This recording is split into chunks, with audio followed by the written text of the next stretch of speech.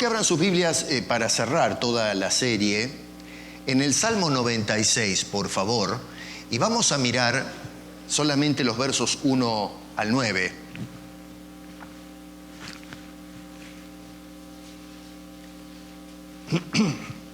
Salmo 96,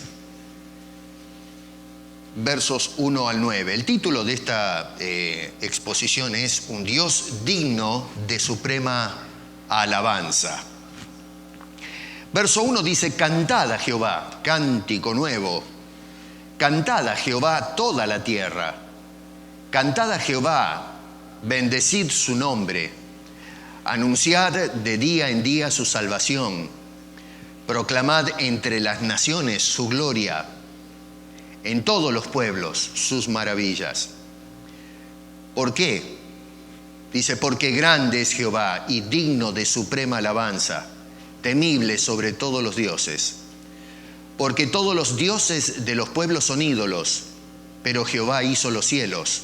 Alabanza y magnificencia delante de él, poder y gloria en su santuario. Tributad a Jehová, oh familias de los pueblos. Dad a Jehová la gloria y el poder. Dad a Jehová la honra debida a su nombre. Traed ofrendas y venid a sus atrios. Adorad a Jehová en la hermosura de la santidad. Temed delante de él toda la tierra.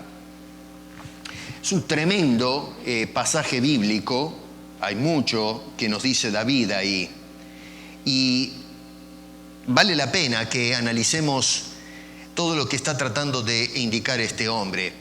Lógicamente no se trata de un manual de teología sistemática, lo que dice David.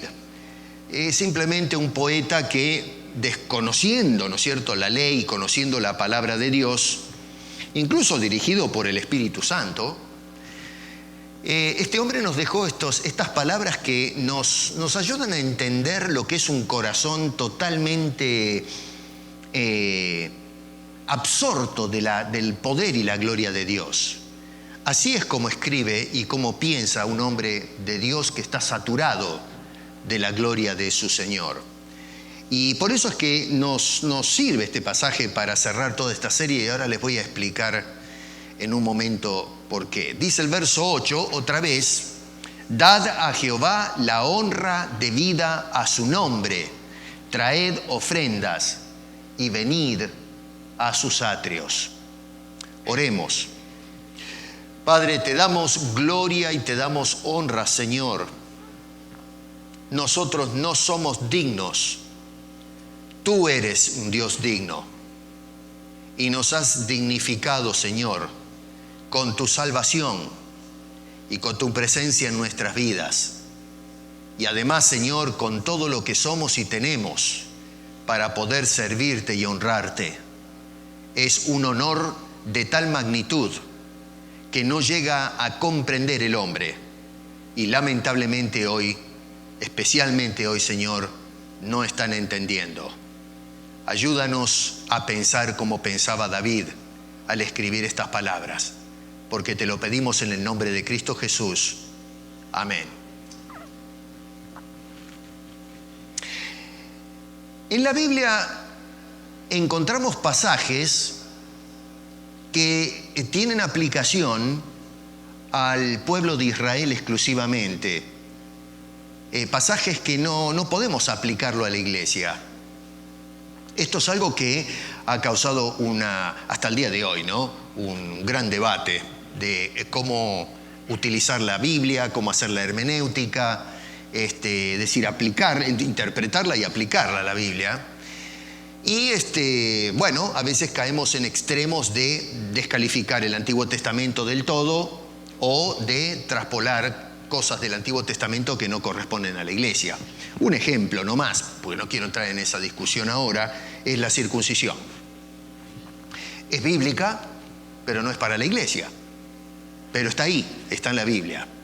Y hay otras cosas en el Nuevo Testamento que ya no tienen aplicación al pueblo de Israel, porque otra vez son cumplimientos a lo mejor de cosas que se anunciaron allá en el pasado y que hoy tiene que ver con la iglesia.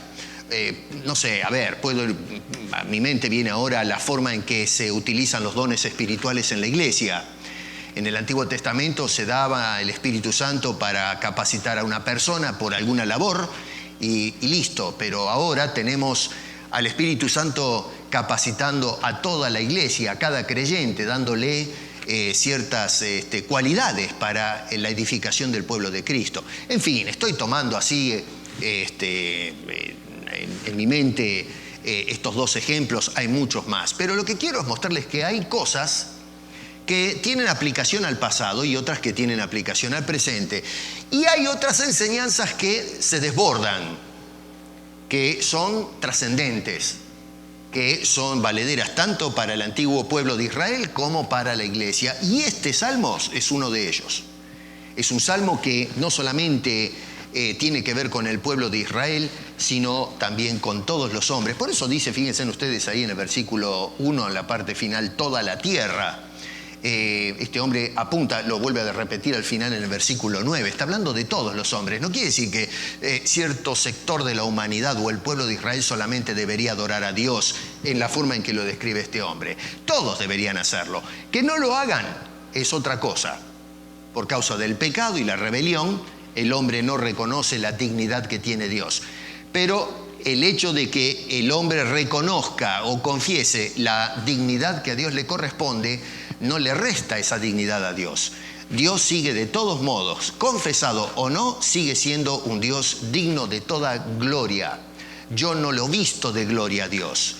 Dios es un Dios vestido de gloria, independientemente de que la criatura lo reconozca o no. Así que acá tenemos a David entonces haciendo un llamado triple, digo yo, porque nos llama, entre otras cosas, a honrar a Dios, por ejemplo. Nos llama a traer ofrendas a Dios. Y una tercera cosa es que nos llama a venir a presentarnos delante de ese Dios, venir a su presencia. Y esto resume, yo pienso, ¿no es cierto?, en una forma clara y definida hacia dónde debe apuntar la adoración del pueblo cristiano. A ver, ¿para qué venimos a la iglesia? ¿Cuál es el propósito de levantarnos el domingo a la mañana y venir a este lugar, ¿no? ¿Qué es lo que hacemos acá? ¿Qué es lo que nos mueve? ¿Qué queremos hacer en la iglesia? A ver, ¿qué es lo que quiere hacer la gente en todas partes del mundo donde se están congregando en estas horas? Algunos se congregan en este mismo instante, otros se van a congregar por usos horarios en diferentes momentos. Pero en fin, en líneas generales, hoy es un día donde el pueblo de Israel, el pueblo de Dios, globalmente se reúnen en el día del Señor para adorarlo. Bueno, fenómeno, pero ¿para qué? ¿Para qué? ¿Para cantar? ¿Para comernos un buen asado? ¿Para vernos las caras? Y bueno, está bien, sí, se pueden hacer todas esas cosas, pero eso no es el gol. Para mí, David la tenía clara. Y lo vemos a través de estos versículos. La razón del por qué nos congregamos es para honrar no a la gente, sino a Dios. Para traer ofrendas a Dios. La ofrenda, ya lo hemos estudiado, es acción de gracias por lo que Dios es y lo que Dios ha hecho con nosotros. Y número 3, venir para presentarnos juntos como pueblo a la presencia del Señor. Ese es el objetivo. Hoy, lamentablemente, el culto muchas veces está centrado en la gente. Está centrado en ir a la iglesia porque ahí me van a hacer sentir bien. Hoy hacer sentir mal a la gente no es correcto. Si hablamos de el pecado y la culpa, le hacemos sentir mal a la gente. No quiere escuchar eso. Son mensajes negativos. Bueno, pero si no escuchamos ese mensaje nos vamos de cabeza al infierno. Entonces hay que predicar ese mensaje. Así que hoy, en fin, manejamos un tipo de adoración a Dios que no emparda lo que este hombre entendía por adorar a Dios. Tenía a Dios en el centro de su pensamiento. Hoy no, hoy tenemos en el centro del pensamiento como, en fin, hacer sentir bien a la gente, ¿no? Le presentamos un buen programa. El sermón no tiene que ser muy largo porque a la gente le aburren los sermones largos. Alabanza sí, le pegamos, le damos a la música 2, 3 horas a veces en los cultos. Ahora hay de todo, ¿no? Ahora tenemos danza y todo un espectáculo. Y entonces la gente se va, qué sé yo, contentos porque han ido al teatro cristiano. Hemos estado en la presencia de Dios, dicen. No estuvimos nada en la presencia de Dios. Estuvimos en la presencia de un espectáculo que nos hizo sentir bien y nos vamos contentos, pero francamente dista mucho de asemejarse a la forma en que David entendía el tema de la adoración. En cuanto al tema de la ofrenda, a modo de resumen, de repaso, hemos visto varias cosas. Lo primero, iniciamos en Génesis, basados en Génesis capítulo 4, si hacen un poquito de memoria, que Dios se fija más en el ofrendante más que en su ofrenda. Es la prioridad. ¿Se acuerdan de Abel? Nuestro amigo Abel, cuando Dios vio la ofrenda que los dos, Abel y su hermano, Caín era mayor que Abel, y presentan la ofrenda y cada uno lo suyo, y dice la Biblia que Dios, contrariamente como se enseña hoy, dice que Dios vio con agrado ¿a quién? A Abel y su ofrenda. No dice vio con agrado la ofrenda de Abel, sino que vio a Abel primero. El enfoque está en el ofrendante, no en la ofrenda. Y esto llama mucho la atención porque hoy en la actualidad se dio vuelta la torta, ¿no es cierto? Hoy Dios mira a la ofrenda del ofrendante. Es decir, Dios te va a juzgar si traes una buena siembra. Esa es la tónica de hoy, ¿no? El lenguaje, la jerga. Si tienes una buena siembra, entonces Dios va a ver con agrado al sembrador. Ya vimos el otro día que Dios mira al sembrador y luego mira la siembra. Hoy le dimos vuelta al asunto. Bueno, eso, si quieren saber más, los remito a los videos porque si no nos vamos a quedar hablando de lo mismo otra vez esta mañana. Hemos visto también, basados en Hebreos capítulo 13, que Dios nos llama a que ofrezcamos, entre otras cosas, labios que confiesan su nombre. ¿Se acuerdan? Dijimos que Dios espera que la ofrenda nuestra sea hacer el bien, la ayuda mutua. Nos dice que espera que seamos obedientes y la oración. Y llama la atención que se habla de la ofrenda al final del libro ese de Hebreos. Y en ese capítulo 13, cuando habla de lo que debemos ofrendar, no menciona plata en un solo versículo. Hoy, cuando hablamos de la ofrenda, es plata. Pero llama la atención que en la teología del escritor de Hebreos no le subió ni por casualidad ni por asome el tema del dinero. Usted búsquelo, no lo va a encontrar. No va a encontrar un solo detalle en donde diga traigan plata. Con esto no estoy diciendo que la ofrenda no incluye valores económicos, pero en ese pasaje nos está enfocando al adorador, no la plata del adorador. Vimos también, basados en Isaías capítulo 1, que a veces Dios lo que demanda es sinceridad de parte del ofrendante, porque a veces podemos traer mucha plata, pero si el corazón no está bien con Dios, no sirve para nada.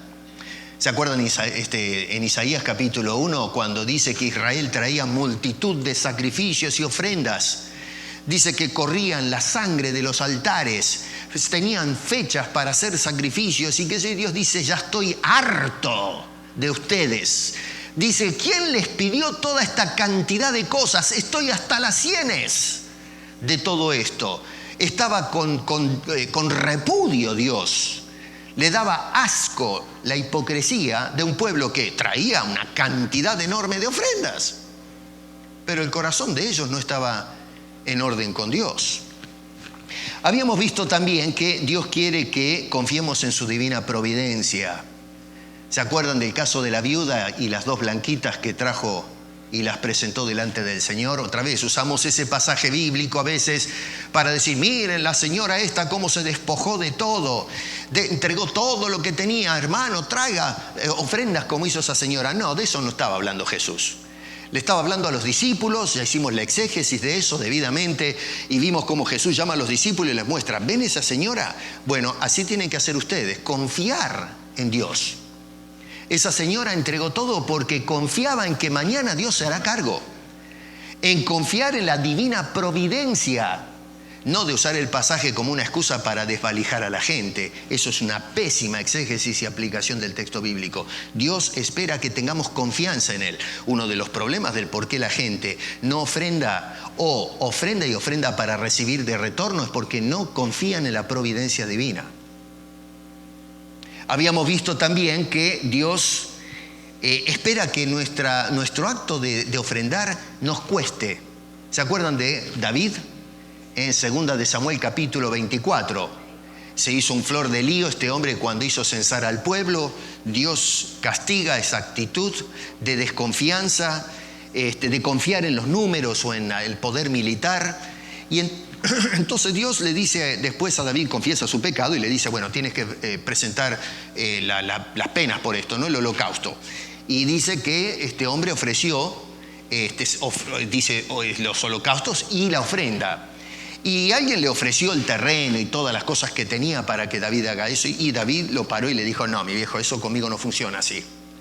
Dice, me lo vendes todo por precio y su justo precio, porque no voy a ofrendar nada a Dios que no me cueste. ¿Se acuerdan? Otra vez, esto es repaso. Hemos visto también que el ejercicio de... también hablamos de... se me escapa ahora, ¿se acuerdan cuando hablamos de la consecuencia en nuestra relación con el hermano? Si tú tienes algo con tu hermano, mejor dicho, si tu hermano tiene algo contra ti, es la forma correcta de ponerlo, no si tú tienes algo con tu hermano, es al revés. Si tu hermano tiene algo contra ti, es decir, tú eres la víctima del agravio y te acuerdas o te das cuenta de eso, deja la ofrenda quieta y ve y arregla las cosas con él. Nosotros tomamos la iniciativa y ya enseñamos que eso no nos cae bien hoy día, porque si alguien me ofende, digo, bueno, pero escúchame una cosa, a mí me hicieron el lío y yo tengo que ir a buscar a la persona, no, él tiene que venir a pedirme perdón. Bueno, así se hace en la sociedad, en el mundo, fuera del Evangelio, pero en cuanto al pueblo de Cristo, nos pone un asunto que es completamente atípico y nos dice, no, tú vas a hacer lo que normalmente no se hace, tú vas a ir a buscar al ofensor y entonces... con ese que te ofendió, juntos van y presentan sus ofrendas cada uno y Dios se place en eso, la reconciliación. Otra vez, usamos estos pasajes para hablar de la ofrenda y perdemos de vista el mensaje real de esos pasajes bíblicos. Vimos también que tenemos que ser disciplinados. Cuando los de Corinto le escribieron a Pablo porque se enteraron de que había una colecta por la necesidad económica que existía en Jerusalén. Los pobres habían caído víctimas de una crisis económica que afectó a todo el imperio. Y entonces decidieron juntar un buen capital porque había que darle de comer todos los días a esa gente. Y las iglesias entonces, especialmente los gentiles, se pusieron manos a la obra y los corintios mandaron una carta a Pablo diciendo, bueno, ¿cómo hacemos con esto? Y expliqué ya que muchas veces esos pasajes no son correctos para hablar de la ofrenda como la entendemos hoy. Porque Pablo no está hablando de la ofrenda de todos los domingos, está hablando de una colecta especial para los pobres en Jerusalén. De eso se habla, tanto en 1 como en 2 de Corintios. Tenemos que ser honestos con el texto bíblico. Y en el capítulo 16, Pablo nos habla, a lo menos lo que pudimos sacar de eso, es que tenemos que tener disciplina. Si vamos a contribuir en algo, en la obra de Dios, tenemos que ser disciplinados. Porque si hacemos un desastre con las finanzas, claro que no tenemos plata para ofrendar o para intervenir en alguna causa. No nos queda un centavo porque nos patinamos toda la plata. Y entonces Pablo dice, muchachos, a ver, si ustedes quieren que yo los oriente, les voy a decir esto. Y le escribe entonces 1 de Corintios, capítulo 16, dice, cada semana aparten algo. Eso llama que según cada uno haya prosperado, es decir, había que sentarse a hacer cuentas y un presupuesto y separar todas las semanas en forma continua para poder hacer la colecta. Si tiramos la plata para izquierda y derecha, claro que no vamos a juntar un centavo, ¿no es cierto? Así que Pablo dice, tienen que ser disciplinados. Y por último, vimos en 2 de Corintios, capítulo 8 y capítulo 9, que habla exactamente del mismo caso. Había pasado un año en que el pueblo de Corinto el pueblo cristiano había decidido juntar la ofrenda, y entonces dice que el apóstol Pablo traía los ejemplos de Macedonia, los mismos de Corinto, y que vieran esto como la manifestación de la gracia de Dios a través de su iglesia. Otra vez, cuando hablamos del tema de la ofrenda, lo que menos hacemos es mirar la gracia de Dios a través de los ofrendantes. Lo que miramos es la gracia del ofrendante dando. ¿Se acuerdan de eso? Otra vez, no quiero explicar todo esto porque se nos va el tiempo recordando lo que ya hablé. Lo remito otra vez a toda la serie. Ahora, ¿qué tipo de uso se debe dar a la ofrenda? Y acá me voy a salir un poquito de esto del texto, ya lo voy a mirar, pero quiero hacer algunas aclaraciones con relación a esto. Porque en el pasado me han escrito y me han preguntado, y algunos he leído algunas cosas que me llamaron poderosamente la atención. Hay quienes están sugiriendo por allí que se deben cerrar las iglesias, los edificios, vender todo y darlo a los pobres, que la manera de ofrendar bíblicamente la iglesia, es decir, la nueva dispensación, es siguiendo el modelo o el prototipo de la iglesia cristiana en Hechos capítulo 2. Bueno, yo digo, a ver, la gente lee un poquito qué pasó en Hechos capítulo 2.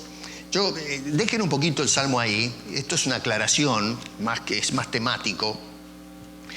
Pero déjenme aclarar algo, y esto es para que aprendan a contextualizarse cuando estudiamos la Biblia. Porque de lo contrario vamos a hacer decir a Dios cosas que no dijo. En el capítulo 2 encontramos, por ejemplo, la vida de los primeros cristianos. Estamos hablando de la primera década desde que ascendió Jesucristo. Lucas escribió todo esto. Y es importante que entendamos el tipo de literatura que estamos leyendo. Este no es un manual teológico. El libro de Hechos es una narrativa que hacía un documento, digamos, un relato histórico o una biografía, si lo quieren poner en otra forma, de qué pasó con los primeros años del cristianismo después que el Espíritu Santo descendió. Es decir, cómo respondía la gente a la predicación del Evangelio. Y Lucas lo que hizo fue documentarse. Esto es un documento histórico, es tremendo el libro de Hechos. Pero Lucas no escribió para enseñarnos cómo debemos ofrendar o qué hacer con las ofrendas.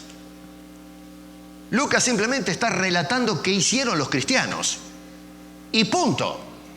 Y podemos sacar lecciones, sí, por supuesto, pero no tenemos que llevar el texto a hacerle decir cosas que Lucas, por el contexto tanto del Evangelio como su libro de Hechos, no nos da ni señas de que quiso hablar de esto que mucha gente dice, de vender todo lo que tenemos y dárselo a los pastores, para que los pastores distribuyan la plata. Noten que en el verso 44 y 45 dice, todos los que habían creído estaban juntos y tenían en común todas las cosas, y vendían sus propiedades y sus bienes y los repartían a todos según la necesidad de cada uno. Todavía no vino el hambre que menciona Pablo en la carta a los Corintios. Pero la gente, ¿cómo respondió cuando escuchó el Evangelio? Bueno, se desposeían prácticamente de las cosas, lo traían a los apóstoles. Era un grupo limitado de gente, no había millones de cristianos, eran cientos y después llegaron a ser miles de convertidos, pero no le sumemos mucho al asunto. Estos primeros convertidos se reunían y traían los bienes y entre todos se congregaban todos los días y comían juntos y la pasaban juntos. Pero Lucas no nos está diciendo a la iglesia histórica la manera de vivir el cristianismo y ofrendar es venda todo lo que tenga y entrégueselo al pastor o al apóstol o al profeta de la iglesia, porque tenemos apóstoles y profetas, ¿no? Entonces, o al arcángel, porque ya vamos más lejos. Y bueno, entonces él es el que tiene el conocimiento de cómo administrar los bienes. O sea que yo como pastor, yo sé mejor que ustedes cómo administrar la plata. Así que usted lo que tiene que hacer, según nos interpretan algunos este pasaje, usted tiene que vender todo lo que tiene. ¿Tiene casa? Véndala. ¿Tiene auto? Véndalo. ¿Tiene un armario lleno de ropa? Venda todo. Reloj, joya, todo. Venda todo. Y venga y tráigamelo a mí. Porque yo, conociéndolos a ustedes como pastor, los conozco mejor y sé la necesidad de cada uno y yo puedo repartir la plata según la necesidad de cada uno de ustedes. Ah, sí, eso es lo que enseña Lucas acá. Comunismo. Eso es. Y bueno, algunos dicen así es como debería ser la iglesia. No, mi querido. Aparte, déjeme decirle una cosa. No podemos traspolar la sociedad del primer siglo, la primera década, con la sociedad en la que vivimos en la actualidad. Hoy vivimos en el siglo XXI. Usted no puede vender la casa. ¿Dónde va a vivir? ¿En un caño? ¿Cómo va a educar y vestir a sus hijos? ¿No cuenta todo eso? La plata que usted gana, que Dios le da a usted la capacidad de trabajar y producir para que primero se sostenga usted y su familia. Es la providencia divina dándonos los bienes para que en definitiva, para lo necesario, ¿no es cierto? No lo superfluo, pero Dios nos da, nos mantiene para que podamos en nuestra trayectoria hacia la patria celestial poder vivir tranquilos y predicar el evangelio. Dar de comer a nuestras esposas, a nuestros hijos, educarlos, vestirnos, tener un techo donde cobijarnos, las congregaciones tener un lugar donde congregarnos. En ese entonces no existían los edificios porque recién empezó el evangelio. Entonces la gente se reunía en casas. Y es más, tenían que buscar en qué casa, porque muchos en Israel vivían en una casa que era un cuarto. ¿Se acuerdan la historia de aquella mujer que decía Jesús, la parábola de la mujer que perdió la moneda y barría la casa para ver dónde estaba la moneda? Bueno, la casa en aquel entonces era un cuarto. En el medio del cuarto muchas veces la mesa se usaba como cama, o a veces se sacaba la mesa del medio para poner la cama donde dormir. Un cuarto. No son las casas que tenemos hoy con 2 dormitorios, 2 baños, uno arriba y uno abajo, y qué sé yo, todas las cosas que tenemos. En aquel entonces no se podían congregar en un cuarto, y entonces buscaban gente con una mejor posición económica, y en el patio de las casas se reunían, se congregaban para adorar a Dios. Eventualmente tuvieron que, debido a la persecución, congregarse en cuevas. Y hay toda una historia de eso. Con el tiempo se vio la necesidad de que ya no se podía contener un grupo de hermanos y hermanas congregándose en un inmueble. Entonces empezaron a adquirir los edificios para meterse todos adentro. A ver, si no tenemos estos edificios, ¿cómo hacemos todos nosotros para meternos en la casa de un hermano? El viernes, donde tenemos la célula, estos hermanos queridos que ponen la silla, ¿entramos qué? ¿20? ¿30? Más de esas. 30 me parece que ya es mucho, estaríamos parados. Pero si vamos todos nosotros e invadimos la casa de la hermana, ¿cómo hacemos? ¿Todos los días, todas las semanas? La hermana prepara tamales y qué sé yo, pobre, trabaja a brazos partidos para darnos un café, ¿qué, la vamos a estar explotando? ¿Es eso lo que dice Lucas? No, mi querido, estás aplicando mal la escritura. Entonces, Lucas no nos llama a vender todo lo que tenemos para que quedemos en la calle y entregarlo a la iglesia de ofrenda y entonces que nos den de comer desde ahí adentro. Lucas lo único que está haciendo es narrando qué es lo que hizo la gente en esa primera década. Punto, no le hagamos decir más al texto. Hay lecciones hermosas, ¿no es cierto?, de congregarnos, amarnos, buscar por la necesidad de otros. Sí, claro que hay lecciones. Pero no es eso de sacar todo lo que tenemos y quedar en la miseria. Otra de las lecciones, y otra vez paso de largo y no lo voy a tocar mucho porque esto es autosirviente, ¿no? Pero el tema de la mantención de los pastores y misioneros. Algunos dicen, no, los pastores que vayan a trabajar, ¿qué se creen? Y sí, hay pastores que son unos pillos, ¿no? Misioneros que viven a costilla del pueblo, acá los denuncié hasta el cansancio y lo sigo haciendo, que se están haciendo millonarios a costa del evangelio. Pero, hermano querido, parte de la ofrenda ayuda a sostener el ministerio. Y quiero que miren un poquito Primera de Corintios, y otra vez no voy a explayarme en esto, voy a leer nada más, porque quiero ir directo al Salmo. Esto es aclaratorio para responder a algunos que a veces comentan a través del canal o la página de la iglesia. Pero en Primera de Corintios, a ver, leamos capítulo 9, versículo 13, lo voy a leer, no voy a hacer una exposición, después ustedes estudienlo en casa. Dice, ¿no sabéis que los que trabajan en las cosas sagradas comen del templo y los que sirven al altar del altar participan? Así también ordenó el Señor a los que anuncian el Evangelio que vivan del Evangelio. ¿Qué tal? Es decir, no tienen que envolverse en las cosas del mundo porque les quita el tiempo. A ver, si yo, por ejemplo, acá, gracias a Dios que la iglesia me ayuda, pero supongamos que el pastor de la iglesia tiene que trabajar 8, 9, 10 horas como trabajan todos en el campo secular.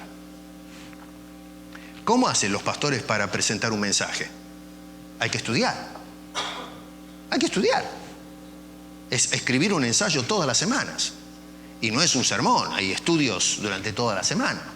Ver a la gente, atender el teléfono, gente que pide consejería. Si hay alguien en el hospital hay que ir a verlo.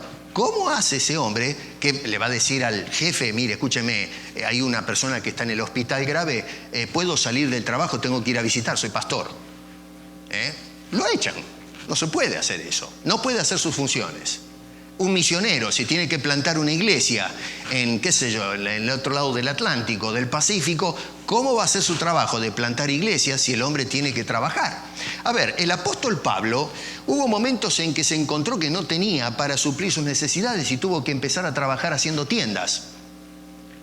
¿Y qué pasó? Que mientras él trabajaba haciendo tiendas y no tenía problemas para hacerlo, se arremangaba y se ponía, era su oficio, hacía carpas, cosía. Pero ¿qué pasa? No podía salir a predicar.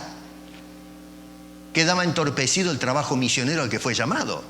Y es por eso que algunas iglesias entonces, mirando eso, decían, no, Pablo no se puede quedar haciendo tiendas. Y le mandaban las ofrendas y daba gracias por esa generosidad, porque eso entonces le ayudaba a agarrar el barco, cruzar el otro lado del mar y empezar a ir por todas partes para ir a predicar el Evangelio. ¿Qué se creen? ¿Que el apóstol Pablo qué? ¿Que tenía alas para volar al otro lado? ¿Que comía pasto o polvo o tierra? El hombre tenía que vivir como cualquier otra cosa. Y gracias que no tenía familia, porque si tenía esposa e hijos, ¿qué le iba a hacer? ¿Qué iba a hacer con los hijos?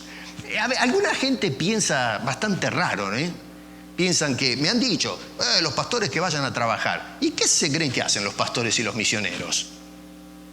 Entonces, fíjense en el contexto, dice el apóstol Pablo, contra los que me acusan, esta es mi defensa. Había personas que acusaban a Pablo de decir, este es un piola. Dice, ¿acaso no tenemos derecho de comer y beber? ¿No tenemos derecho de traer con nosotros una hermana por mujer, como también los otros apóstoles y los hermanos del Señor y Cefas? Dice, ¿o solo yo y Bernabé no tenemos derecho de no trabajar?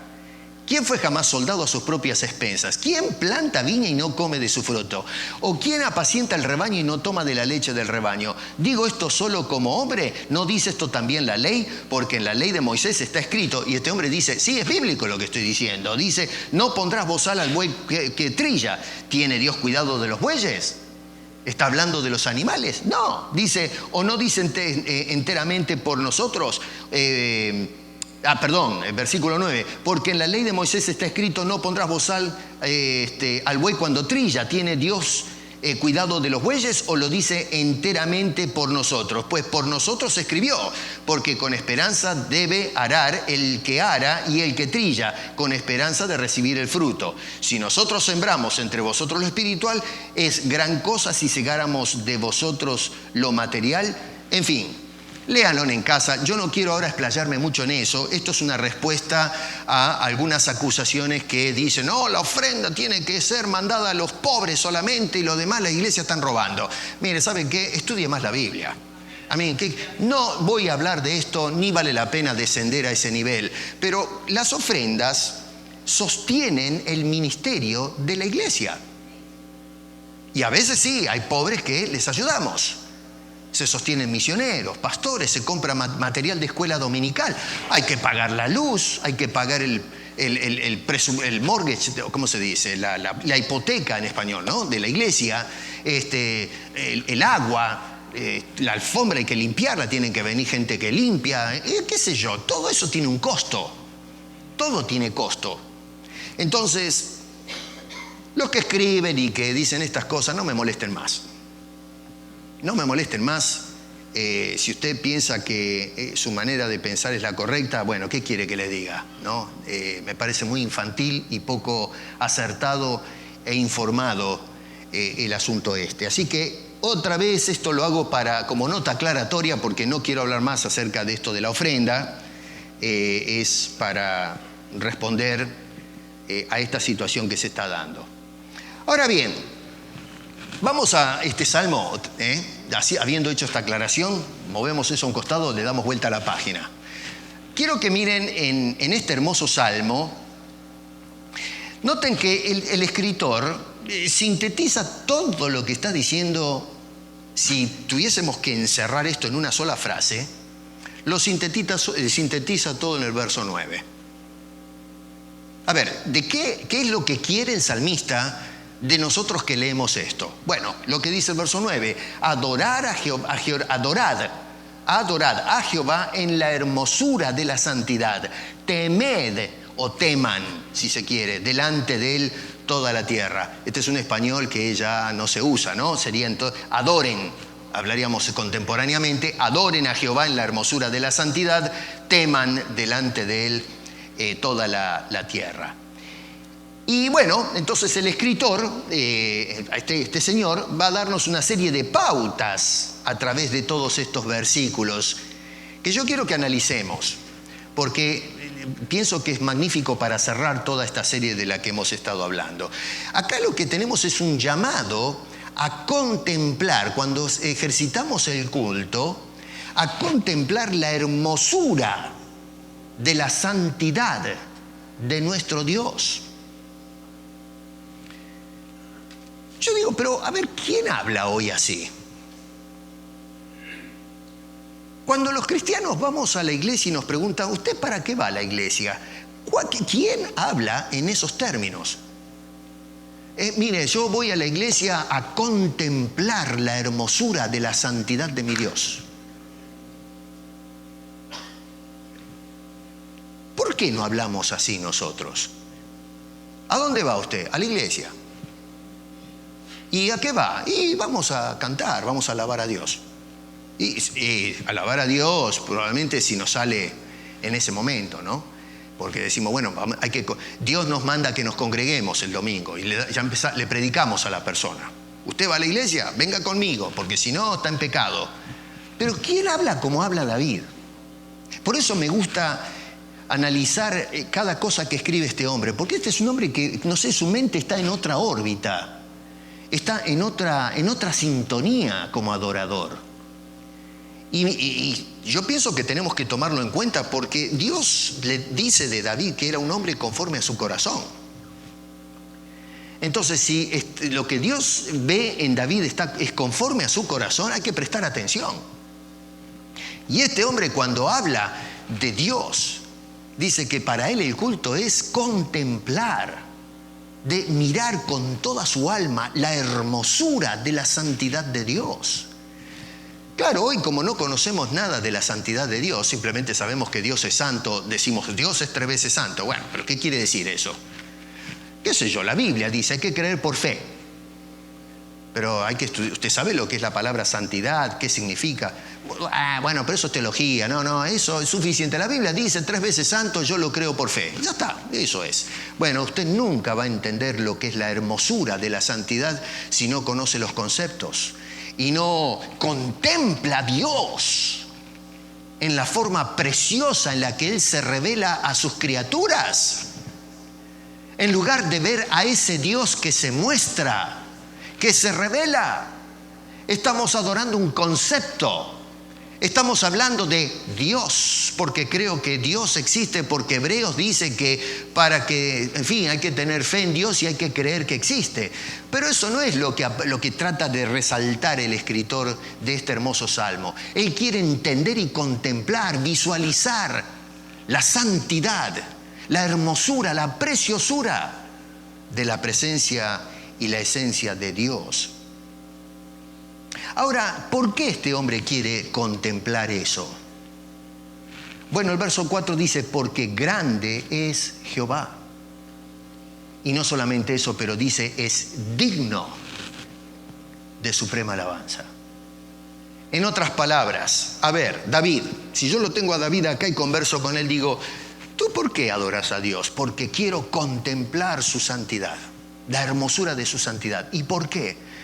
Porque Él es digno. Porque Dios es digno. Y claro, cuando yo miro eso digo, ya está. Eso responde todo. Dios es digno. El problema muchas veces, y por eso pregunté al principio, ¿es Rey el Señor de tu vida? Porque si Él es Rey, es porque es digno de serlo. El problema es que cuando Él no tiene control de mi vida y de todo lo que tengo y lo que soy, es porque no lo he considerado todavía digno de todo lo que soy y lo que tengo. Yo soy digno. Yo merezco lo que tengo. Yo trabajo. Yo me esfuerzo. ¿Qué Dios ni qué 8 cuartos? Yo soy el que pongo la ofrenda. Yo soy el que ayuda a la iglesia. Bueno, la dignidad es tuya entonces. David lo veía de otra manera. Él dice, yo contemplo esa hermosura porque Dios es digno de este ejercicio, es digno de toda alabanza. Y con eso debería terminar este mensaje. El solo hecho de contemplar la dignidad de Dios respondería a todas las inquietudes del corazón. La palabra digno, la palabra hebrea es meod, es un adverbio, a veces aparece como un sustantivo allá en el Deuteronomio, por ejemplo. Pero en la mayoría de los casos que se utiliza es un adverbio.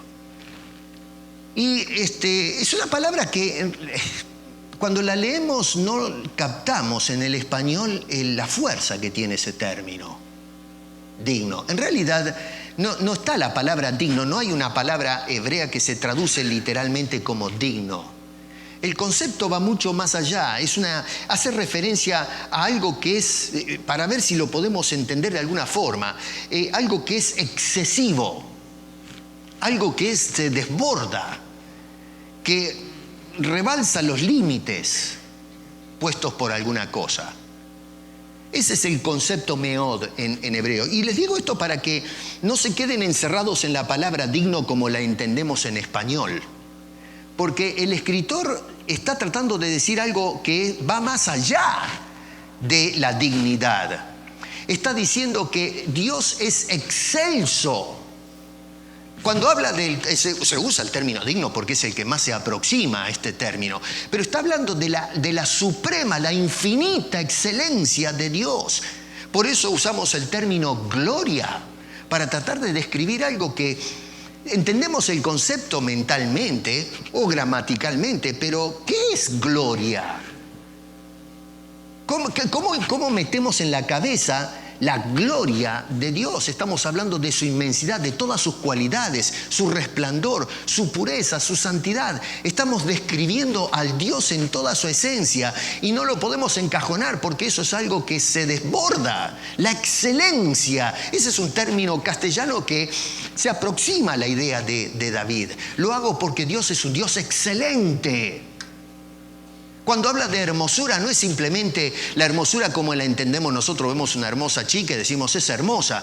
No, con esto se habla de una hermosura que es mucho mayor que eso. Se habla de la hermosura excelente, de su dignidad, de su presencia, de sus cualidades.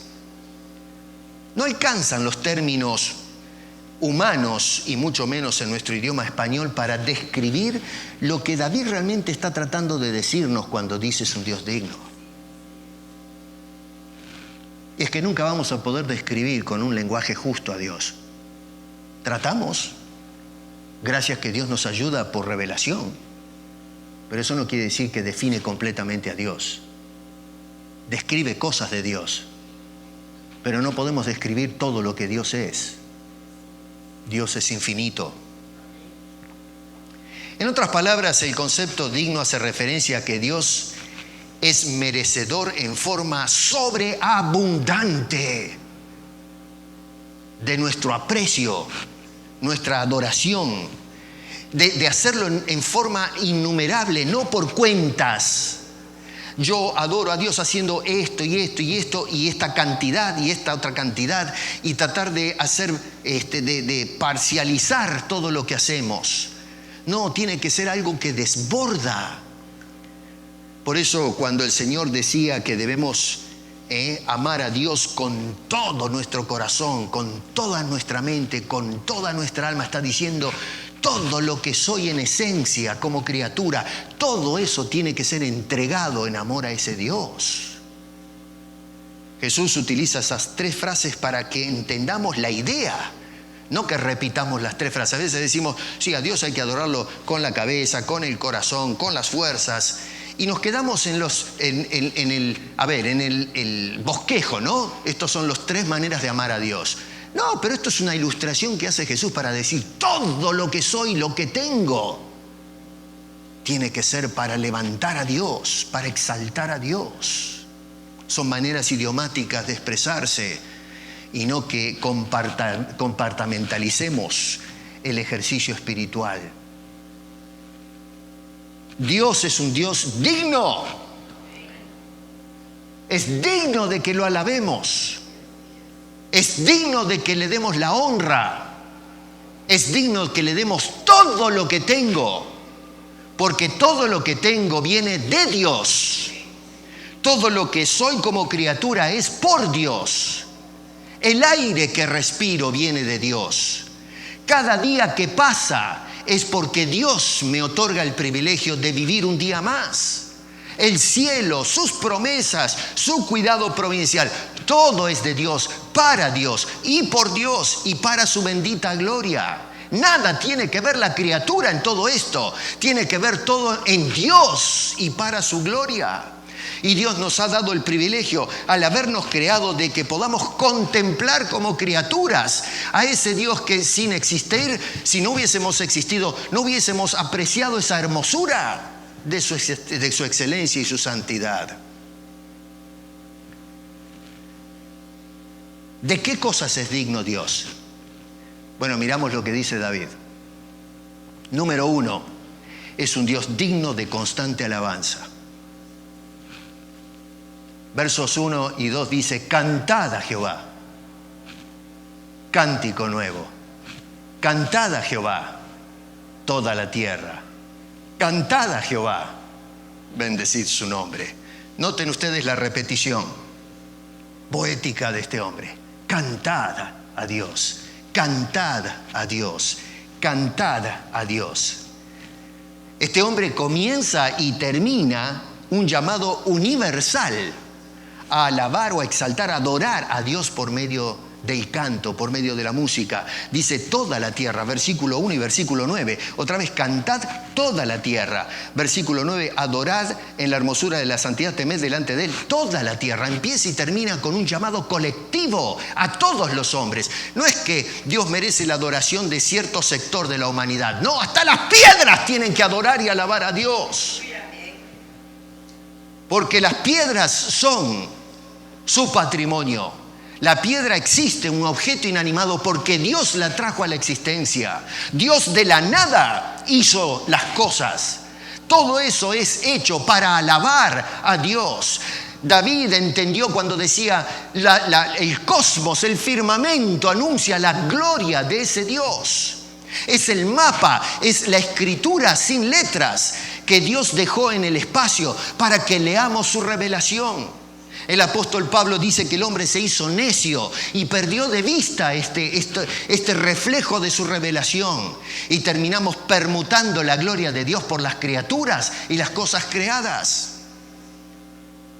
Dios es un Dios que merece constante alabanza de los hombres, no un día, el día domingo, sino todos los santos días, desde que me levanto hasta que me acuesto. Dios es digno de que la criatura lo alabe, que todas las cosas lo alaben. Por eso Dios diseñó las criaturas que cantan, los pájaros que pronuncian himnos de alguna manera, que no son legibles para nosotros, pero todo es un coro, una sinfonía, los colores de la creación. Ahora tenemos el cambio de las hojas, miramos esa pintura que nos habla de las obras del artista.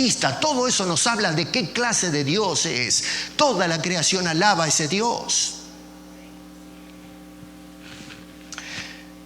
Hoy, cuando se trata de la adoración, estamos más atentos a nosotros mismos que a Dios. Nos alabamos a nosotros mismos. Hoy existe un culto del espectáculo en la iglesia. Tenemos ahora que se premian a los cantantes evangélicos. Tenemos en el mundo secular no sé cómo le llaman los premios a la música ahora. ¿Alguno se acuerda cómo es? Los Grammys, ¿no? Y ahora tenemos Grammys gracias al pueblo evangélico. Le damos premios. La gente aplaude cuando reciben el premio y el discurso. Se levantan. Les compramos los CDs. Andan por todas partes cantando, cobrando $1,000 la entrada, $500 un concierto, que son conciertos que dejan mucho que desear, por no decir otras cosas peores, pero ya me han dicho, es muy fuerte usted, ¿no? Bueno, voy a ser un poco más suave. Y entonces ellos son los que dirigen al pueblo de Dios. Y están sumidos muchos de esos cantantes en escándalos morales, teológicos o doctrinales y cosas por el estilo, y premiamos eso. Miren, no me vengan a hablar a mí de cantantes y del espectáculo. Eso es todo centrado en el hombre. Premiamos al hombre, exaltamos al hombre. La gente se dedica a la música porque es negocio. Cantar a Dios. Estaba leyendo una vez que ahora el mundo de la música cristiana pasó en cuanto a plata, lo que están recaudando en el mundo secular con la música. Yo no sé cómo funciona, quién hace los cómputos, pero me llamó la atención. A lo mejor es una exageración lo que leí, puede ser, porque hoy no hay que confiar mucho en las estadísticas, pero por lo menos me alarman los números. Como en vez de exaltar a Dios, exaltamos a los hombres de Dios. Ese es el enfoque de este hombre que escribe este salmo, de exaltar a los hombres. No, Señor, dice que es Dios digno de toda alabanza, no los hombres. Tú no eres digno de toda alabanza. Yo no soy digno de toda alabanza. Ningún hombre es digno de toda alabanza. ¿Pero qué hacemos hoy? Alabamos a los predicadores, los apóstoles, los sanadores y qué sé yo cuántas cosas más. Los cantantes, vuelvo a repetir, todo un culto a la música.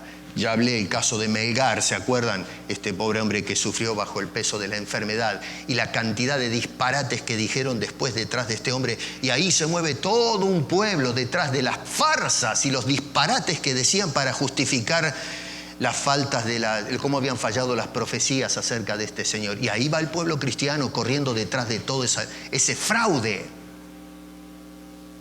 Dios es digno de toda alabanza y constante, todo el tiempo. 2, Dios es digno de ser predicado. Verso 2 y verso 3, en la segunda parte del verso 2 dice: anunciad de día en día su salvación, proclamad entre las naciones su gloria, en todos los pueblos sus maravillas. Es un Dios digno. ¿Digno de qué? Digno de ser alabado y digno de ser anunciado, de ser predicado a los pueblos. No, pero hermano querido, el mundo tiene que conocer a este Dios.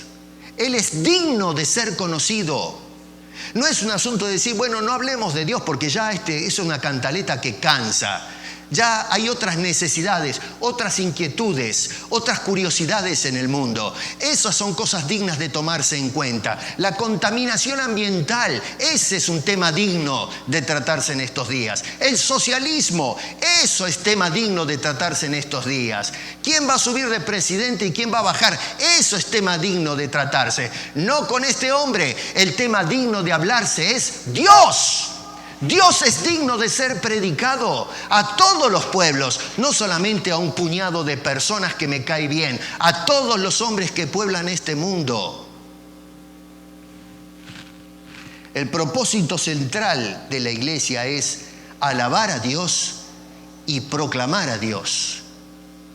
Hoy alabamos a los hombres, alabamos la iglesia, alabamos los dones, alabamos los bienes económicos, pero no alabamos a Dios.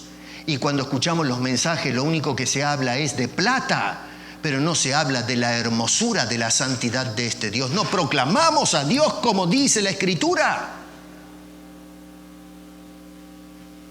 ¿Y por qué razón debemos proclamar a Dios? Porque Dios es digno de ser proclamado.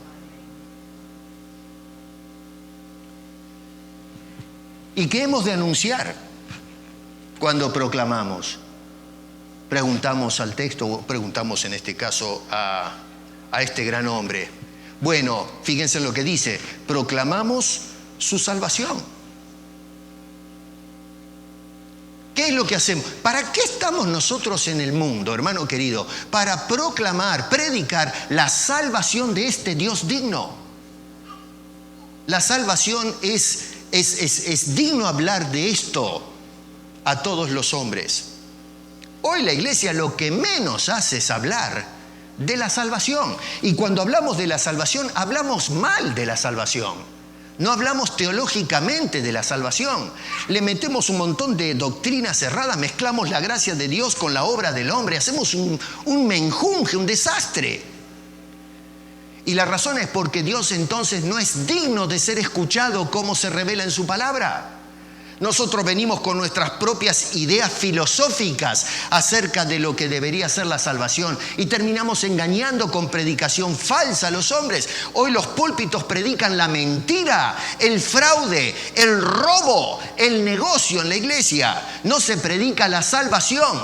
Dice que usted tiene que salvarse de las enfermedades, tiene que salvarse de la miseria económica, pero no salvar su alma del infierno. No predicamos la salvación de las almas. Mientras se nos llenan los bolsillos de dinero, se nos están yendo los familiares y los amigos al infierno. Todos los días fallece gente en este mundo y nadie se acercó a hablarles de Jesucristo. ¿Por qué? Porque Dios no es digno para mí de hablarle a una persona que Él lo puede salvar y darle vida eterna. Lo considero una pérdida de tiempo. Mi tiempo en mis cosas es más importante que eso. Dios es digno de ser predicado y lo que debemos predicar es su salvación. No solamente eso, pero debemos predicar su gloria. Dice este hombre otra vez, a través de estos versículos, habla por ejemplo de una gloria confesada, versículo 3, proclamad entre las naciones su gloria. Nos habla de una gloria demostrada en el versículo 6, alabanza y magnificencia delante de Él, poder y gloria en su santuario. Nos habla en el versículo 7, en la segunda parte, de una gloria demandada. Versículo 7 dice, dad a Jehová la gloria y el poder. Tenemos que predicar la gloria de ese Dios, sus cualidades. A ver, Pedro nos dice que nosotros, allá en Primera de Pedro capítulo 2, versos 9 y 10, a ver si hacen un poquito de memoria para no pasear ahora por las Escrituras, dice que nosotros somos un pueblo escogido, un real sacerdocio, pueblo adquirido por Dios, nación santa. Y entonces dice que nos sacó de las tinieblas. ¿Para qué? Para que anunciemos las virtudes de ese que nos sacó de esas tinieblas. ¿Se acuerdan? Para que anunciéis las virtudes, para ponerlo en los términos bíblicos, aquel que nos llamó de las tinieblas a su luz admirable. Así que, a ver, estamos haciendo ese trabajo nosotros, pero si no conocemos la doctrina de la gloria de Dios, si no conocemos los atributos de Dios, porque consideramos que es demasiado esfuerzo mental agarrar un manual de teología y leer las cualidades de Dios, porque es muy complejo, muy filosófico, solamente hay que creer por fe. Y entonces, ¿qué vamos a hablar de Dios si no conocemos nada acerca de su carácter? ¿Cómo vamos a predicar su gloria a los hombres si no la conocemos? Conocemos el concepto gloria, pero ni siquiera sabemos. A ver, si pasamos una prueba y decimos, defina la palabra gloria, ¿qué responde el pueblo cristiano hoy en las iglesias? No digo esta, pero en términos generales. Mira, haga la prueba y pregúntele a cristianos, dígame, ¿me puede definir el concepto gloria? A ver qué es lo que le dice la gente. No le van a poder responder qué quiere decir la gente con gloria. ¿Qué quiere decir gloria? Es la esposa del pastor. Ese es el problema con nosotros. No conocemos de Dios. Hemos llegado a conocer a Dios porque Él se hizo conocer a nosotros a través de Cristo, a través de su palabra, pero no conocemos de Dios porque no conocemos la palabra de Dios. Y es por eso que no predicamos su gloria. Y la razón es porque consideramos que Dios no es digno de mi tiempo para estudiarlo. Es mucho tiempo. Prefiero leer el diario o mirar una película. No solamente predicar su salvación y su gloria, pero dice predicar sus maravillas. En otras palabras, apunta a sus obras. No solamente lo que Dios es en carácter, en naturaleza, pero qué hace Dios. Dice este hombre en el versículo, dice, cantad, bendecid. ¿Dónde estamos acá? A ver. Si nos vamos al versículo 3, proclamad entre las naciones su gloria, en todos los pueblos sus maravillas. Es decir, la forma en que Dios actúa en este mundo creado. Hoy se dan testimonios de disparates. Un loco que dice que camina sobre las aguas, ahí en África, que camina por el aire. Hay un video donde un señor dice que flota, le pescaron ya la trampa, ¿no? Pero la gente ahí flotando el Señor. ¡Ay, qué hombre! Miren cómo flota en el aire. Hablamos de las maravillas, las mentiras de ciertos magos, ciertos farsantes, en lugar de proclamar las maravillas de Dios. ¿Te has puesto a contemplar la maravilla de la cruz?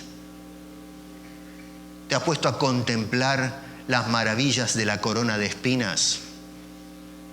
¿Has contemplado alguna vez la maravilla que es llevar la cruz de Cristo sobre nuestros hombros? ¿Has contemplado alguna vez la maravilla de la obra de Dios cuando Jesús ora diciendo, Señor, perdónalos porque no saben lo que hacen? ¿Has contemplado alguna vez la maravilla de un Cristo resucitado? La maravilla de un Cristo que se eleva a la presencia de Dios. La maravilla de un Cristo que intercede delante del Padre cada día por nosotros. La maravilla de un Cristo en gloria que va a venir por su iglesia. En gloria y majestad.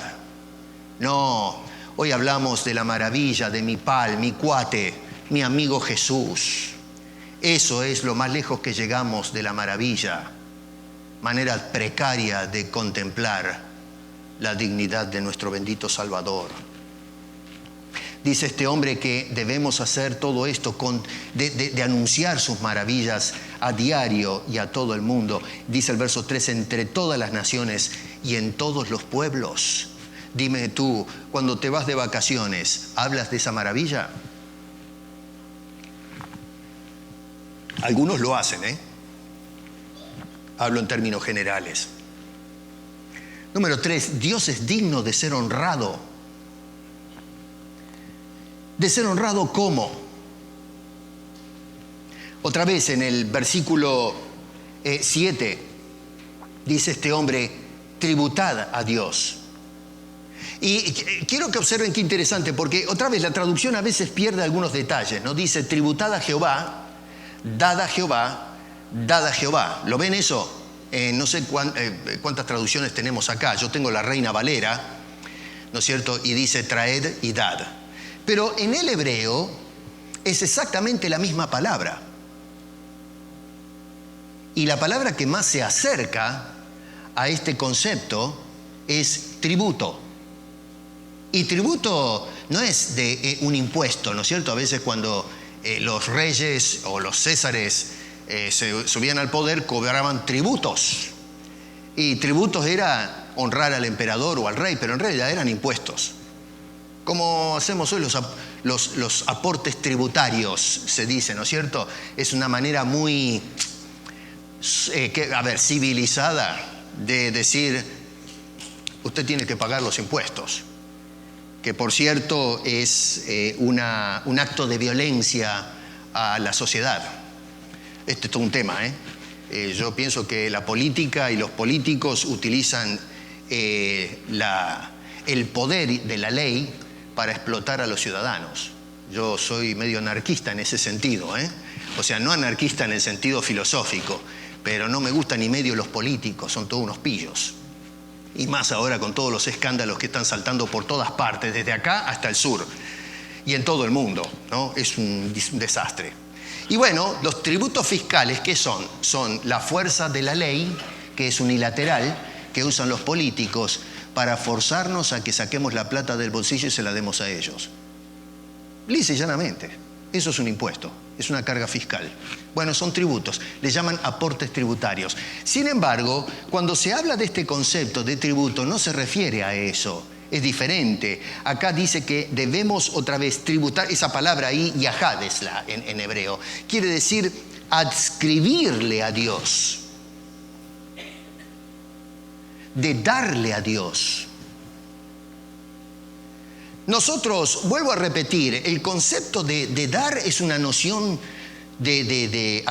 algo que se nos fuerza a hacer. Cuando hablamos del tema de la ofrenda me imponen a mí a hacer las cosas. Es un impuesto. La ofrenda hoy en la iglesia es un impuesto. Le están cobrando a usted un impuesto. Le están cobrando la cuota mensual para sentarse a escuchar canciones y un sermón. Si usted no trae los diezmos y la ofrenda, usted está en falta. Usted queda fuera. Entonces usted tiene que pagar la cuota. Esa es la idea en la que nos hemos mentalizado. No se trata de la ofrenda, un acto personal y entregado de tributar a Dios honor y gloria. Es porque a mí me mandan a hacerlo y entonces se trata de una carga fiscal. Y cuando nosotros abordamos el tema de la ofrenda como una carga fiscal, que simplemente no le llamamos así porque no queda bien y por eso le llamamos ofrenda, pero eso es una carga fiscal sobre nuestros bienes. Usted quiere ser un miembro que va a servir en la iglesia. Si usted no trae los diezmos y la ofrenda, no puede cantar. Si no trae los diezmos y la ofrenda, no puede servir. O sea, usted tiene que pagar la cuota. De lo contrario, no puede ser un miembro en la iglesia de Cristo. No, esa no es una teología sana y correcta. Nosotros cuando traemos la ofrenda la hacemos voluntariamente porque se trata de un tributo, de ascribir a Dios la gloria. Es algo voluntario, sale de mí el querer hacerlo, no porque me lo imponen. Dice que debe ser una tributación colectiva. Versículo 7, dice allí, tributad a Jehová familias de los pueblos. Es colectiva, todos deberíamos actuar de esa manera. Debe ser una tributación correctiva, correcta, dice el versículo 7 en la segunda parte. Dad a Jehová la gloria y el poder. No dice dadle tu plata, dice dadle a Dios lo que le corresponde. Abel le dio a Dios lo que corresponde. ¿Por qué trajo ofrenda? Porque estaba dándole a Dios lo que le corresponde, no la plata. No los animales, no, le dio a Dios la honra. Todo esto es tuyo, mi vida es tuya, el piso que estoy pisando es tuyo, los pastos que comen estas bestias son tuyos, tú los hiciste. Lea capítulo 1 y 2 del Génesis, dice las cosas no eran, dijo Dios y fueron, todo es de Dios. Dios habló y hasta usted es producto de Dios. Agarró ahí un poco de barro y hizo la forma de ese barro y sopló de él el aliento de vida, el Nefesh Hayah. Y el hombre vino a ser un alma viviente. Todo es para honrar lo que viene de él. Usted no le da nada a Dios. Dios le da lo que usted le está entregando. Es de Dios. La mano que se extiende cuando da la ofrenda es pertenencia suya. Este no es mi brazo, es su brazo. Él lo hizo. Pero a nosotros no nos entra eso. Esto es mío. Es mi sudor. Es mi brazo, mi fuerza, mi juventud, mi casa, mi trabajo. Todo es mío. Y de lo que es mío, le doy a Dios. Bueno, tu teología es pobrísima. No piensas como piensa este gran hombre de Dios. Tributar en forma correcta. Tributación de su honor, dice el versículo 8 en la primera parte. Dad a Jehová la honra debida a su nombre. Porque podemos honrar mal a Dios. Y hoy la iglesia no está honrando como corresponde a Dios. A mí no me vengas con que un tipo que baila adelante desnudo, semidesnudo, un baile santo le dicen ahora, está honrando a Dios. Hemos hablado en la escuela dominical de eso. Cuando presentamos en la iglesia cualquier cosa barata, que es pagana, traemos las cosas del mundo a la iglesia, no estás honrando a Dios, no le estás dando el honor que a Él le corresponde. Y nota que este hombre dice que debemos darle el honor debido a su nombre. A Dios le debemos el honor, pero tiene que ser el honor que corresponde. Tú no puedes traer algo que no corresponde o no se condice con la esencia o la naturaleza de Dios. Y entonces dice, también debes hacerlo con tus ofrendas. Y ahí es donde engancha el tema. Y qué cosa tremenda, ¿no? Porque miren por dónde arranca este hombre con el tema de la ofrenda. Él dice, nos ha dicho un montón de cosas y por ahí, a las cansadas, en el verso 8 dice en la segunda parte, traed ofrendas y venid a sus atrios. Hoy lo primero que hacen es, este versículo, esta frase, te la ponen adelante en el verso 1. Traigan las ofrendas para honrar a Dios. Y este hombre te dijo un montón de cosas antes de hablar del tema de la ofrenda. Dice, trae la ofrenda para tributar a Dios. Tributa con tus bienes. ¿Te das cuenta cómo se suma una correcta teología acerca de la ofrenda? No como se nos enseña en la actualidad. Trae la platita, porque eso honra a Dios. Hay que sembrar para cegar. Y por sobre todas las cosas tenemos que tributar a Dios con nuestra presencia. Versículo 8 en la última parte dice, traed ofrendas y venid a sus atrios.